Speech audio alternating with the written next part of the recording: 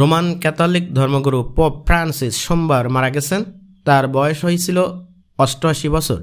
মৃত্যুর মধ্য দিয়ে নতুন পোপ নির্বাচনের কয়েক শতাব্দীর প্রাচীন প্রক্রিয়াটি আবার সক্রিয় হচ্ছে। একজন পোপ কী দায়িত্ব পালন করেন? ক্যাথলিক গির্জার প্রধান হল পোপ। রোমান ক্যাথলিকদের বিশ্বাস যীশু খ্রিস্টের সঙ্গে পোপের সরাসরি সম্পর্ক আছে। সারা বিশ্বের ক্যাথলিক গির্জার উপর পোপের পূর্ণ ও নিরঙ্কুশ ক্ষমতা রয়েছে।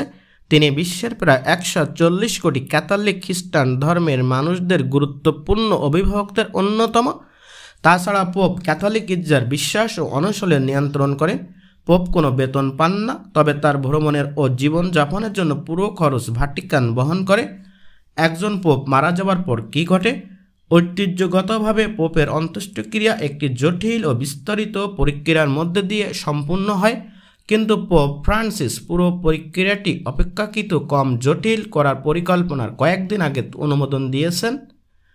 পোপ ফ্রান্সিসকে ভ্যাটিকানের বাইরে সমাহিত করা হবে। 1 শতাব্দীর বেশি সময়ের মধ্যে তিনিই প্রথম পোপ যার সমাধি ভ্যাটিকানের বাইরে হতে চলেছে। কারা নতুন পোপ নির্বাচন করবেন? রোমান ক্যাথলিক চার্চের সর্বোচ্চ জ্যেষ্ঠ কর্মকর্তারা নতুন পোপ নির্বাচন করেন। যারা পোপ নির্বাচন প্রক্রিয়ায় অংশ নেন তাদের কলেজ অফ কার্ডিনালস বলা হয়। তারা সবাই পুরুষ এবং পোপের মাধ্যমে তারা সরাসরি নিয়োগপ্রাপ্ত।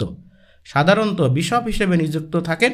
বর্তমানে 252 জন ক্যাথলিক কার্ডিনাল আছে।